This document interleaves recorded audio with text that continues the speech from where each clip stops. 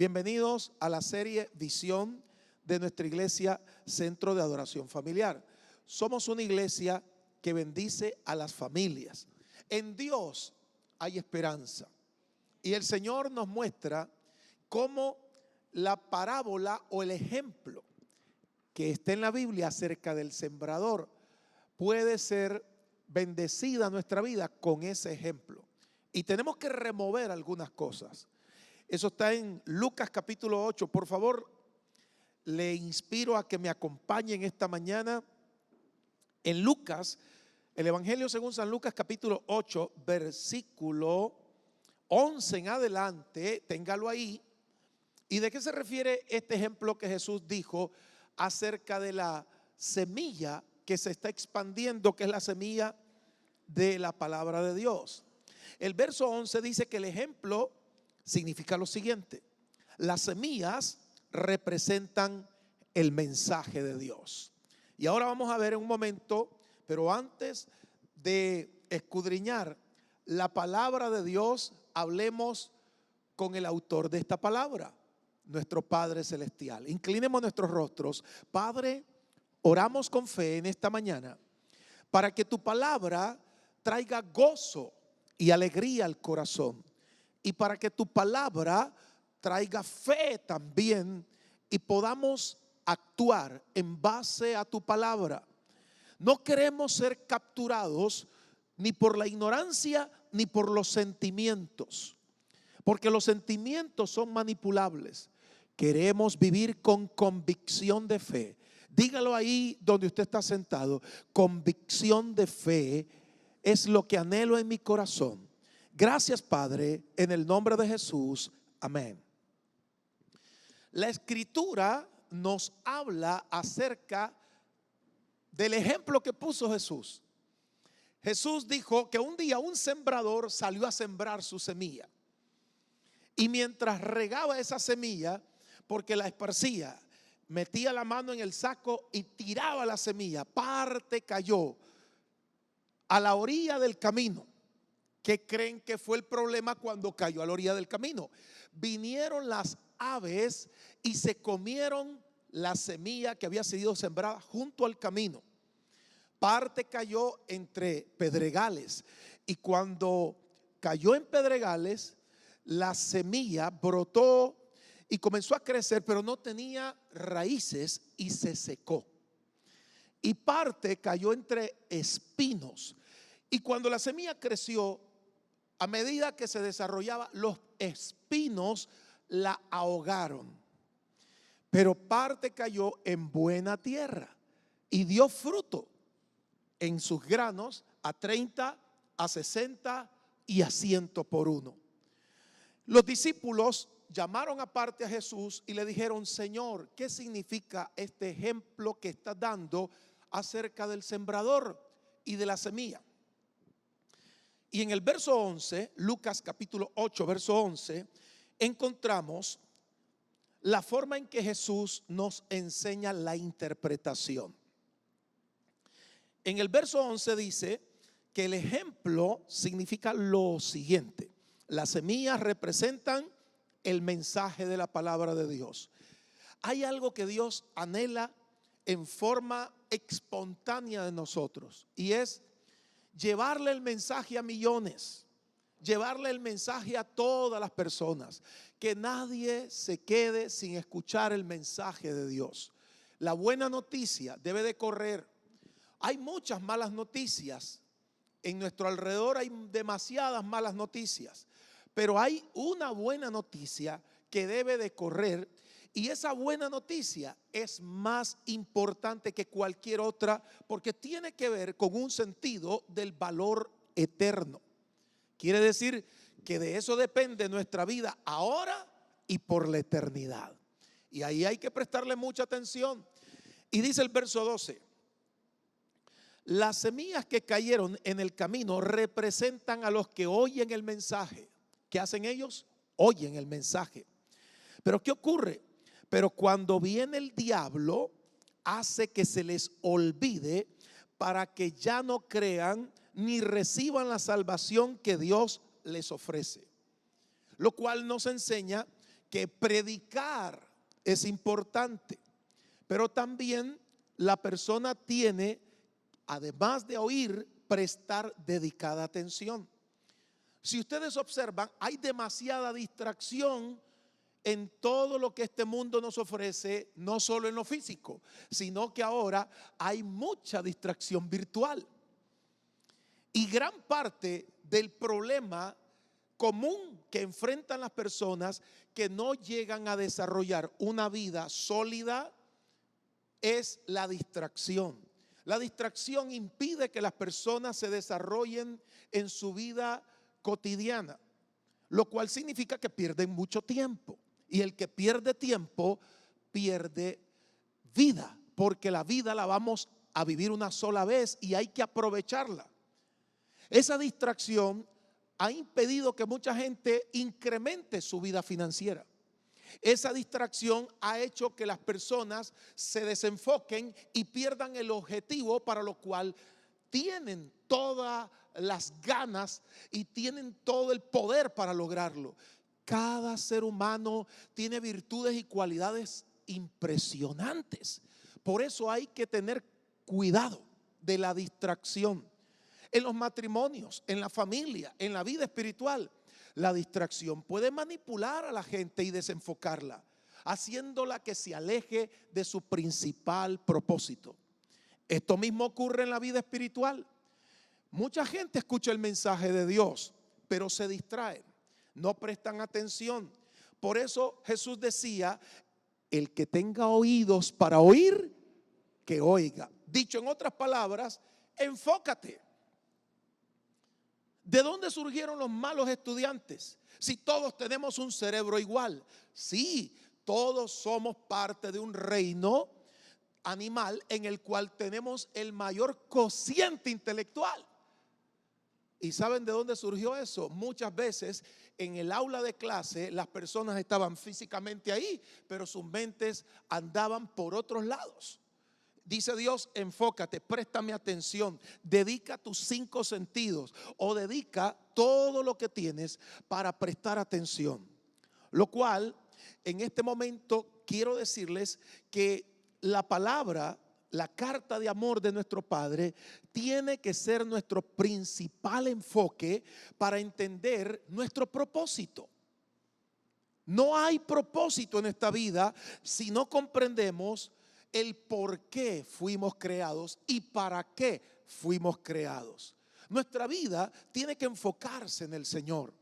No solamente es oír la palabra de Dios. Aquí vemos que esos pájaros se comieron la semilla y eso significa el diablo hace que el mensaje tan importante se le olvide a la gente. Y esto está aquí escrito, que esas aves se comieron la semilla. Eso significa o representan a los demonios. Los demonios se comen las buenas ideas, los buenos pensamientos y quieren que la gente fije sus pensamientos en las frustraciones, en las preocupaciones o no tome como prioridad la palabra de Dios. Pero en esta mañana, los que estamos aquí somos alertados. Y diga conmigo: yo concentro mi corazón y mis ideales al reino de Dios. Ahí me enfoco, en el reino de Dios. Fui creado, Dios tiene propósitos, tengo que enfocarme y no olvidar todo aquello que Dios me está enseñando por medio de su santa palabra.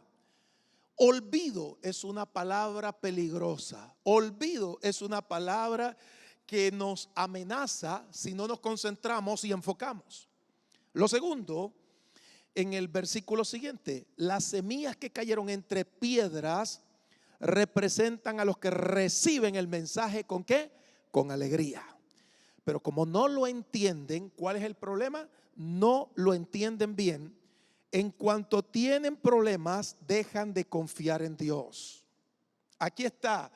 La semilla cayó en la piedra, comenzó a crecer un poco y no creció más, no tenía profundidad, no tenía raíz. Cuando salió el sol, se secó. Estas personas sienten gozo y alegría, Pero cuando vienen los problemas de la vida, y en este caso se está hablando de que esa semilla que cayó entre piedras, son personas que aunque reciben con alegría el mensaje, no lo entienden bien. Necesitamos ser consolidados. Aquí hay un proceso en nuestra iglesia que está bendiciendo a las personas. Porque el proceso de Dios, el que Jesús tomó con sus discípulos, es que los alcanzó. Al ganar a esos hombres, luego los consolidó, y eso significa los hizo sólidos en la fe. Jesús comenzó a enseñarle a los discípulos una vida sólida, de convicción, no de emoción, es de convicción, fundamentos de la vida cristiana.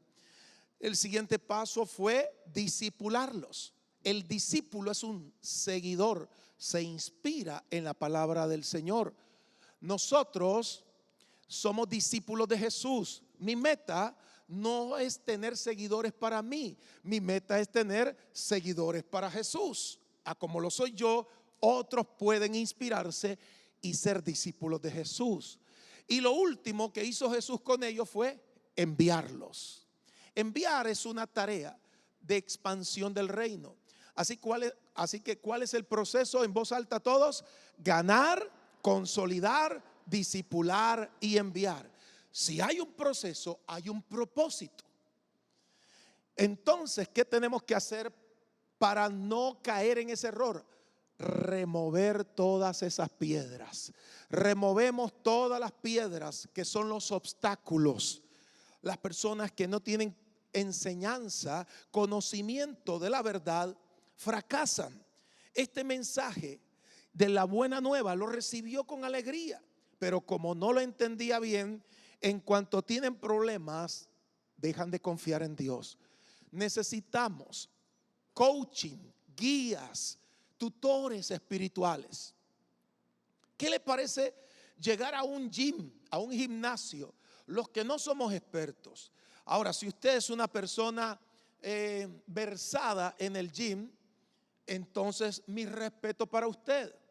Pero tantas máquinas que hay hoy, y necesitamos para fortalecer nuestro cuerpo y para vigorizar nuestro cuerpo, necesitamos las máquinas correspondientes con las rutinas adecuadas. Que no le vaya a suceder como me pasó a mí, que yo llegué al gym y dije, las voy a probar todas, y al siguiente día no me podía levantar.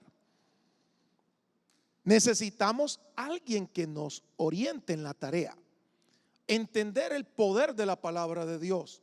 Cuando recibí al Señor como mi Salvador personal, ¿cuál creen ustedes que fue el primer libro que comencé a leer? Era un niño de 15 años.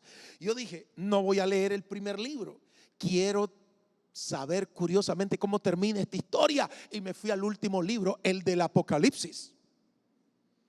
Y ese libro es muy interpretativo y necesita con madurez ser explicado. 7 cabezas y la bestia que subió del mar. Y dije, esto es como la guerra de las galaxias.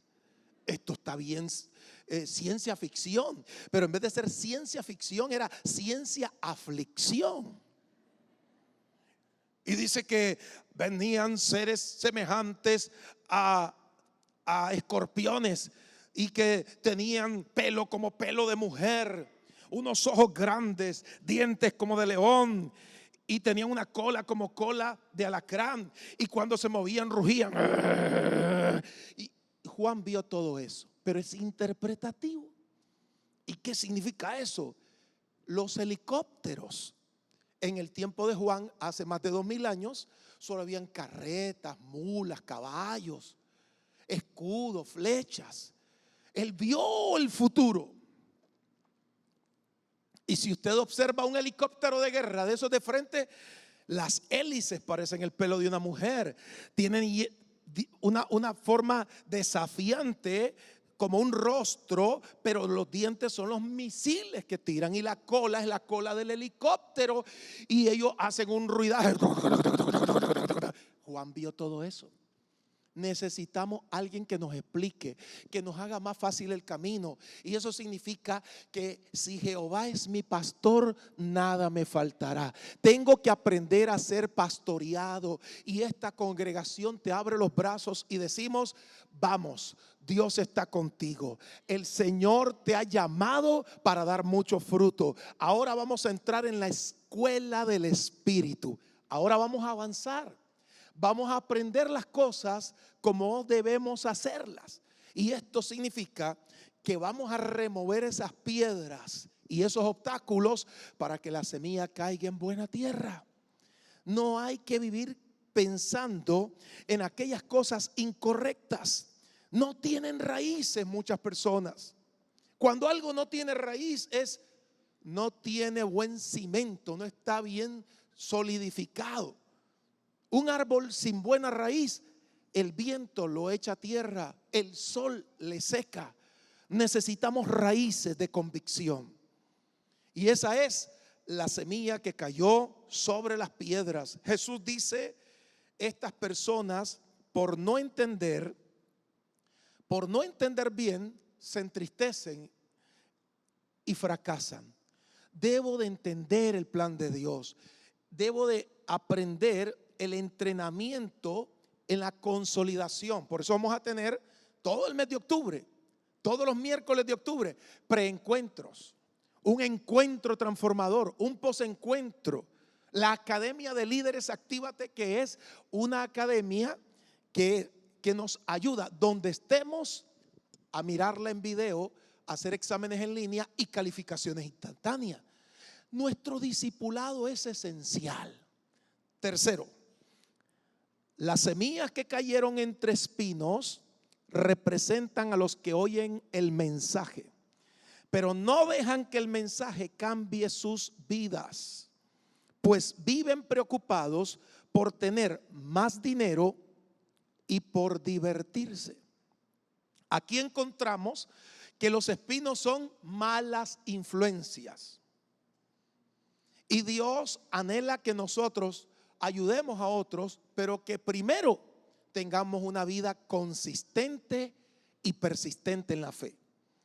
Estos espinos ahogaron a la semilla.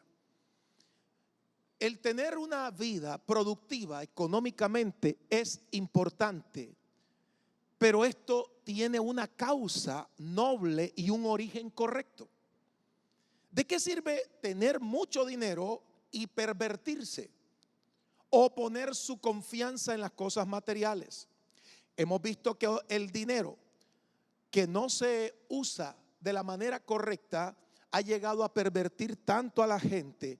Por ejemplo, personas que de pronto amansan una fortuna y ¿qué hacen con el dinero? Se vuelve una causa de todo mal, porque pueden hacer cualquier cosa mala porque no estaban preparados en su corazón. ¿Qué hace el reino de Dios? Prospera económicamente en nuestras vidas, pero lo primero que hace es prepara el corazón para que no caigamos en la trampa de lo material.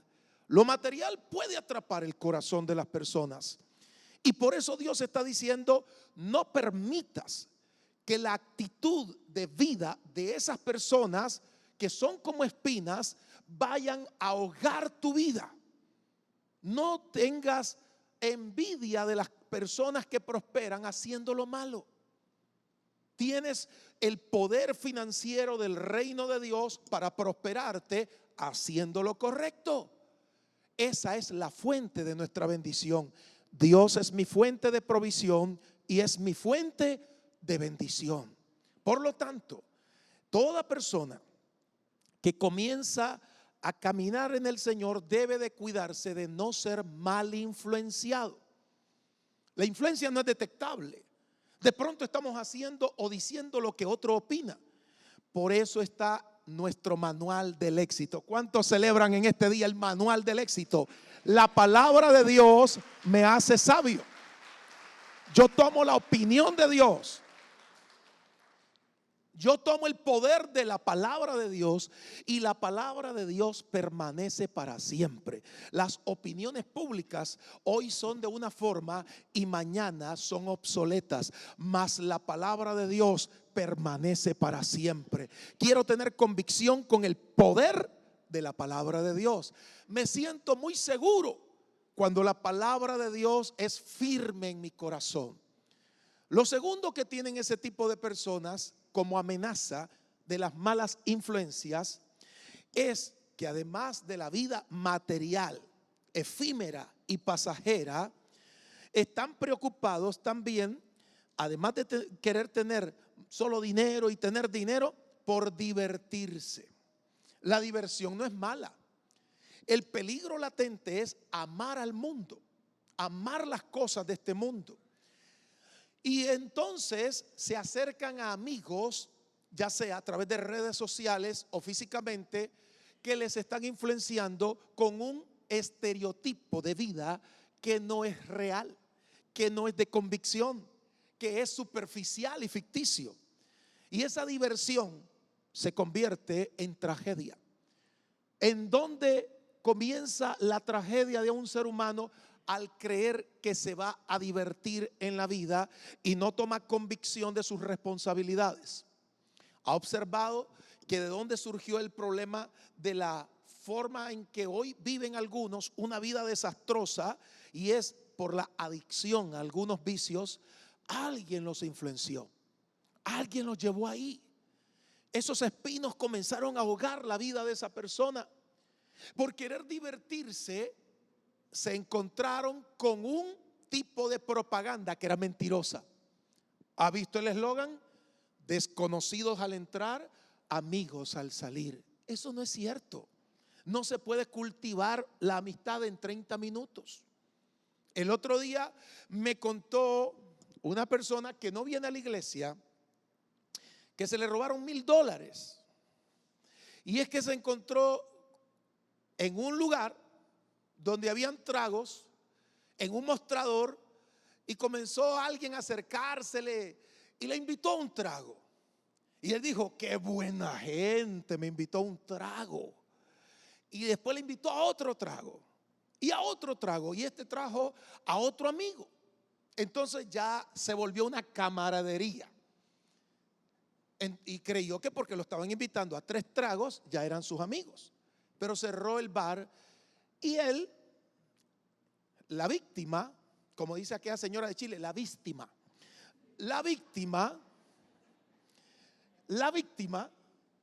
le dice a los supuestos amigos que ya habían hecho clic en 20 minutos: vamos a mi casa, pasemos comprando por ahí las botellas y en mi casa seguimos.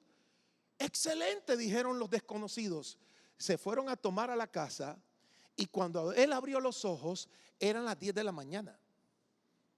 Y los desconocidos se le habían robado $1,000 y se le llevaron la televisión grande. Y él me lo estaba contando con una pena moral, porque existen tantos espinos que tenemos que removerlos, que tenemos que decir a esas malas influencias: no. Yo voy a cortar las malas influencias y voy a crecer en el Señor. Voy a desarrollarme en Dios. Voy a caminar y voy a crecer espiritualmente.